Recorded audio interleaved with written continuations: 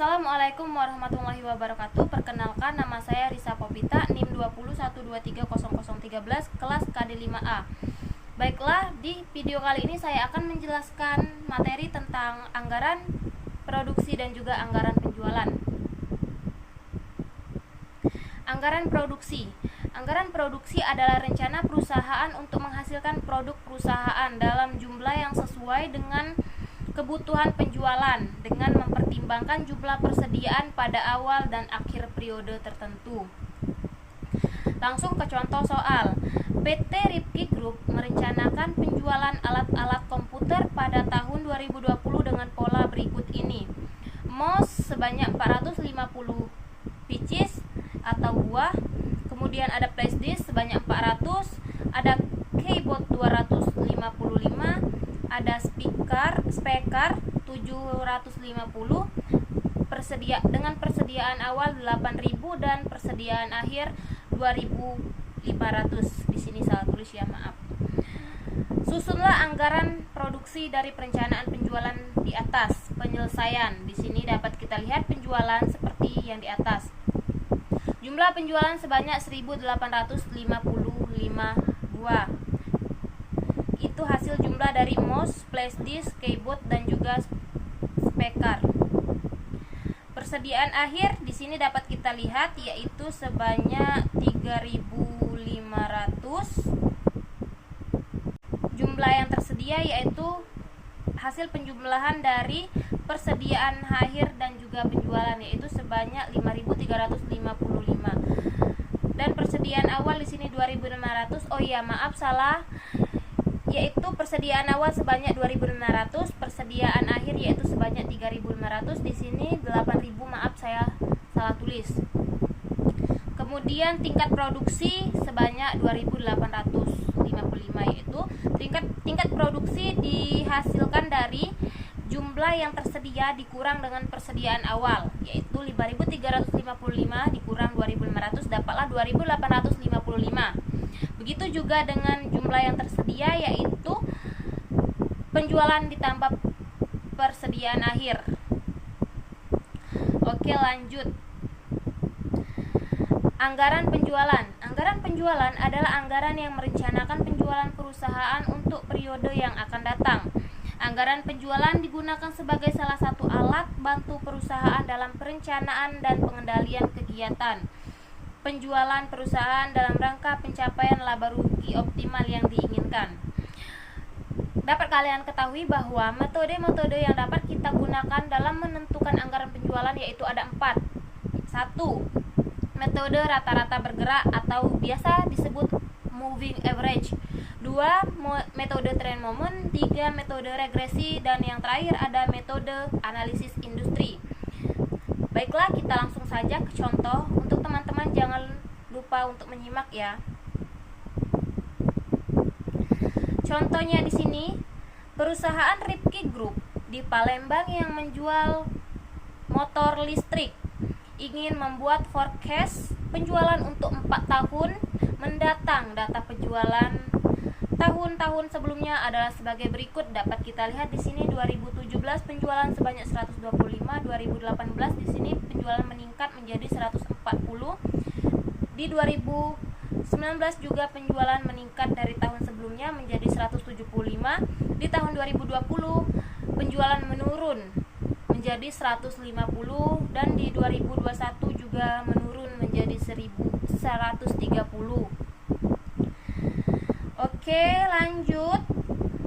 Penyelesaiannya di sini sesuai dengan yang di atas tadi ya. X di sini kita lihat kita mulai dari 0, 1, 2 dan 1, 2, 3 dan 4. Kemudian X kuadrat begitu juga yaitu 0 tetap 0, 1 dikali 1 1, 2 dikali 2 4, 3 dikali 3 9, 4 dikali 4 16. Di sini jumlahnya ada 30. Untuk XY di sini dapat kalian lihat 1 dikali 140 sama dengan 140, 4 dikali 175 yaitu 350, 9 dikali 150 sama dengan 450, 16 dikali 130 sama dengan 520. Jumlahnya di sini yaitu 1460. rumus yang kita gunakan yaitu Y sama dengan N dikali A plus BX, atau XY sama dengan AX plus, di sini maaf ya saya salah tulis, di sini harusnya plus bukan sama dengan, yaitu AX plus BX kuadrat. Di sini dapat kita lihat persamaan 1 yaitu 720 sama dengan 5A plus 10B, dan persamaan kedua yaitu 1460 sama dengan 10A plus 30B. Lanjut, di sini kita akan menyelesaikan.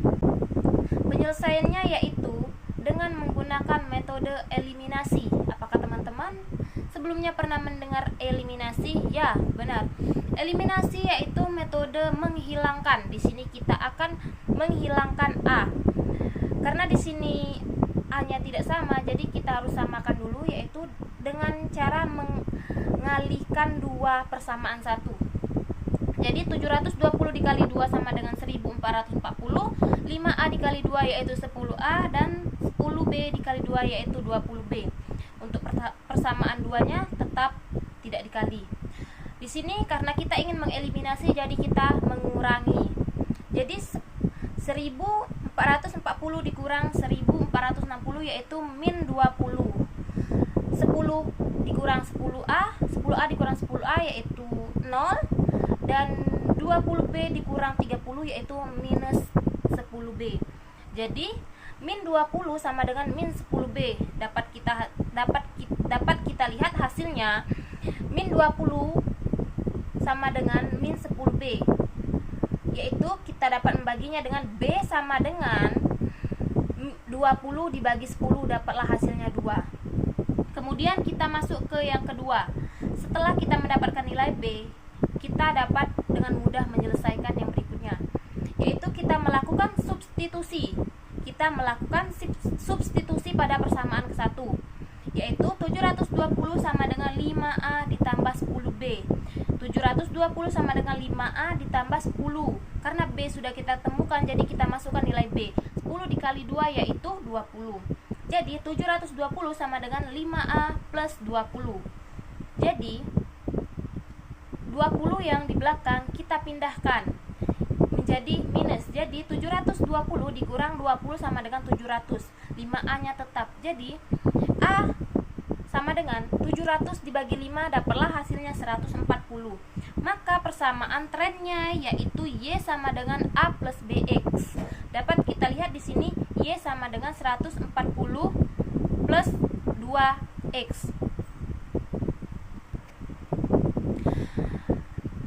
Dapat kita hasilkan, berarti baiklah, dengan kita menemukan persamaan, kita dapat dengan mudah menentukan forecast tahun-tahun berikutnya.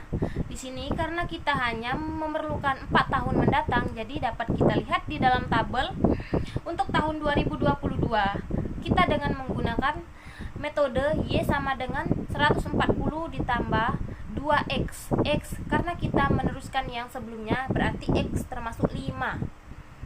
2 kali 5 sama dengan 10, jadi 140 ditambah 10 sama dengan 150.